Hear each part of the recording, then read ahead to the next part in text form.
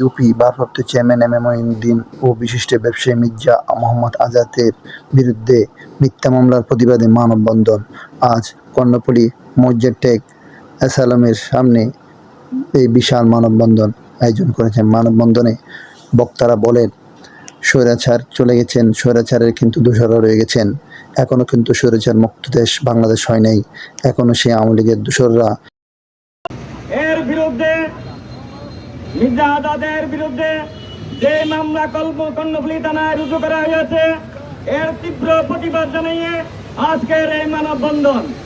আমি বলতে চাই, জুলাই আগস্টের চিহ্নিত সন্ত্রাসী যাদের বিরুদ্ধে মামলা আছে, তারা কিভাবে থানা গিয়ে এই মামলা করেছে, আমি প্রশাসনের দৃষ্টি আকর্ষণ করে বলতে চাই।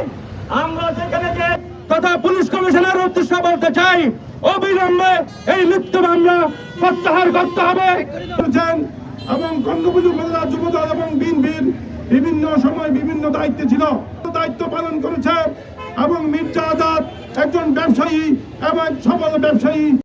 আমরা বাংলাদেশ পুলিশ বাহিনীকে বিনীত অনুরোধ করছি, আপনারা রাজনীতিতে পা দেবেন না, আপনারা বাংলাদেশ জাতীয়তাবাদী দলের সুনাম ক্ষুণ্ণ করবেন না। আপনারা অনেক ষড়যন্ত্রের মধ্যে পা দিয়েছেন, অনেক ষড়যন্ত্রের মধ্যে হাত দিয়েছেন। পুলিশ প্রশাসনের ঊর্ধ্বতন কর্তৃপক্ষের দৃষ্টি আকর্ষণ করছি, আপনারা আপনাদের চ্যানেল মতে কর্ণফুলী থানা এবং পুলিশ কমিশনারের কার্যালয় এবং তাদের মোবাইলকে চেক করুন, দেখবেন এই ষড়যন্ত্র পরিষ্কার হয়ে যাবে। কারা এই হত্যাকাণ্ডের আসামি, তিনি একজন পলাতক আসামি।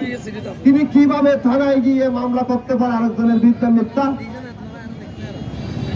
একজন হত্যাকারী পলাতক আসামি থানায় গিয়ে সশরীরে কিভাবে একজনের বিরুদ্ধে মিথ্যা মামলা করতে পারে, আমরা প্রশাসনের কাছে জানতে চাই।